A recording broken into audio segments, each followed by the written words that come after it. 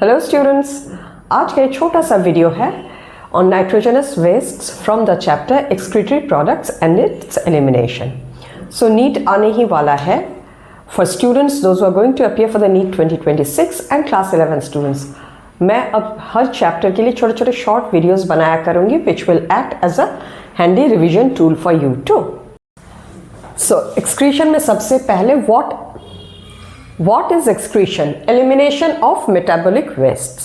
Now the next question is excretion और defecation में फिर फर्क क्या है? Difference between excretion and defecation या egestion. Excretion is the elimination of metabolic wastes occurs through urine and or other excretory fluids such as sweat. Defecation is the elimination of undigested food and it occurs through the anus. Metabolic wastes या products, how are they formed? Either by metabolic activity or they are produced due to excess ingestion. Elimination of metabolic wastes, they are either eliminated partially or totally. Okay, now these are all nothing but आपके book में जो first para दिया हुआ है उन्हीं को मैं restructure करके आपको समझा रही हूँ। Okay, now categories of metabolic wastes, nitrogenous, ions and miscellaneous. Nitrogenous में ammonia, urea, uric acid. Ions में sodium, potassium, chlorine, phosphate, sulphates etcetera.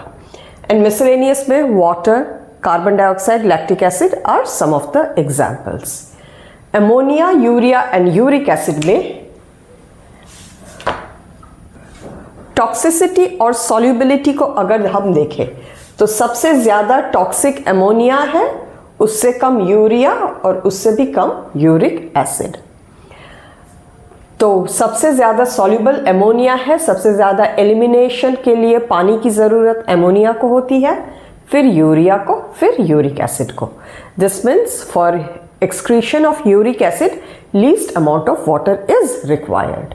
Okay, so in this chapter we will be primarily focused on elimination of nitrogenous wastes. So let's see ये तीन तरह के nitrogenous products के elimination को क्या कहा जाता है और हमें कौन कौन से animals में वो देखने को मिलता है। ओके, Ammonotelism, elimination या excretion of ammonia. Now ammonia is very toxic or the most toxic of nitrogenous wastes. So how or what is the method of their excretion? They are readily soluble. They are excreted as ammonium ions. How? By diffusion either through the body surfaces or gills. Gills में जहाँ पे gills present होता है such as fish. Okay. Where are they seen? They are seen in aquatic protozoans such as amoeba, paramecium, sponges such as cycon, coelentrates, hydra. Remember, these are fresh water. Okay. Aquatic arthropods such as prawn, aquatic mollusks, bony fish, for example labio, which is a freshwater fish. यानी याद रखना, freshwater fish are bony fishes and they eliminate nitrogenous wastes as ammonia. Tadpole of frog, salamander and crocodile. Frog and crocodile को याद रखना, they show dual excretion. Okay. Role of kidney is insignificant for the elimination of ammonia or in ammonotelism. Clear? Next is ureotelism. Ureotelism is the elimination of urea. कहाँ देखने को मिलता है? It is seen in mammals, terrestrial amphibians, cartilaginous fish. Cartilaginous fish हमें कहाँ देखने को मिलता है? Most of the marine fishes are cartilaginous, such as shark, alligator, some aquatic reptiles. Now, how is urea made? In your book, it is written कि urea is the end product of metabolism of protein. तो बनता कैसे है? Let's see very fast. Let's see. Proteins. Protein is converted to amino acid. Amino acid undergoes deamination.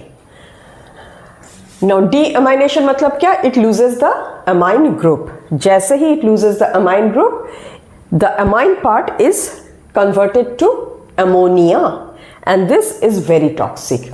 So ये जो reaction हो रहा है, ये अब तक रिएक्शन कहाँ पे हो रहा है? In the liver. ओके, और लिवर पे क्या हो रहा है? This ammonia, because it is very toxic, it is converted to urea. Urea is transported through blood to the kidney, और किडनी पे a minimum amount is retained in the kidney to maintain the osmolarity of the kidney, and the rest is eliminated through urine. Clear? Now, one thing very interesting in humans. For humans, urea is eliminated by urine maximum, or you can say most of it.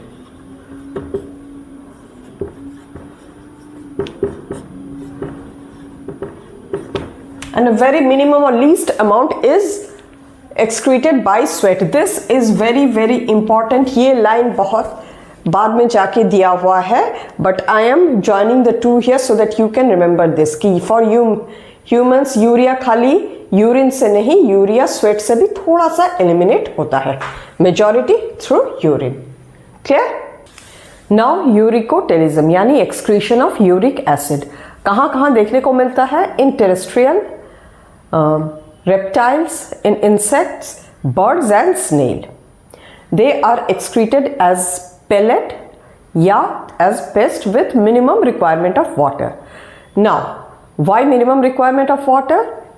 Say for example, अगर हम insects से समझे तो ये usually बहुत देखा जाता है उन Now, why minimum amount of water? Because these are seen mostly in animals which live in dry conditions where the requirement or the availability of water is less and they need to conserve a lot of water. Uric acid is least toxic out of the three nitrogenous products, and they are the least insoluble in water. They also require the least amount of water for their elimination. Now, humans तो chiefly हम urea ही excrete करते हैं, but थोड़ा सा uric acid भी through the urine excrete करते, but that's a very negligible amount. Okay? तो अब देख लेते हैं कुछ excretory structures. Now broadly speaking, invertebrates और vertebrates को अगर हम देखें, in invertebrates the excretory structures are simple tubular structures, whereas in vertebrates you get to see complex organ called kidneys. Okay? Now यहाँ पे कुछ एग्जाम्पल दिए हुए हैं एनिमल्स के और उनके एक्सक्रीटरी स्ट्रक्चर्स के. So in platyhelminthes, some annelids and rotifers, what we get to see? Protonephridia with flame cells. In your book it is written protonephridia और flame cells. Now what is the difference? Flame cells are the specialised excretory cells. Collection of flame cells are protonephridia. Please do not be confused. So this is the difference between protonephridia and flame cells. Okay? फिर आते हैं in annelids. Annelids such as earthworm, leech, nereis भी होगा. Please write it here. They show nephridia. Cephalochordate. Now cephalochordate is actually a chordate, but it is an invertebrate chordate. So dear students, those who are watching this video, vertebrates and invertebrates को chordates and non-chordates के साथ confuse मत कर देना. Cephalochordate is a very important example because it is a chordate but an invertebrate chordate. Okay? Such as Amphioxus. It shows nephridia. Insects such as cockroaches, they show Malpighian tubules. Prawns show antennal glands. Now what is nephridia and protonephridia? Nephridia is the term that is used to represent tubular structures. उसी के दो form होते हैं. The primitive form of nephridia are referred to as protonephridia. They are less specialized, and the advanced ones, the more evolved ones, are referred to as metanephridia या nephridia. And metanephridia and nephridia, they show different level of complexities depending on the animals. Clear? And vertebrates में इसके नीचे आप लिख लीजिए, vertebrates will have kidneys for excretion. Clear? Now अब तक हमने जो देखा उसमें कुछ animals such as frog, earthworm, crocodile, they show dual excretion. Frog, when it is in the land form, the adult form, it shows urea as its excretory product, but before metamorphosis, when it is a tadpole, जब वो पानी में रहता है तब it excretes ammonia. Earthworm, if it is spending any time in the water या very watery area, it is excreting ammonia, but when in land, it is excreting urea. Similarly, crocodile, when it is in water, पानी में है तो ammonia करेंगे, and when it is in land, it will excrete uric acid. Okay? So this was all about the different nitrogenous products and their elimination. I hope ये छोटा सा video आपको पसंद आया, and I hope ये बहुत ही एक handy chapter, easy to revise, easy to remember video for you. Please let me know in the comment section. इसके बाद हम अगले वीडियो में देखेंगे ह्यूमन एक्सक्रीटरी सिस्टम।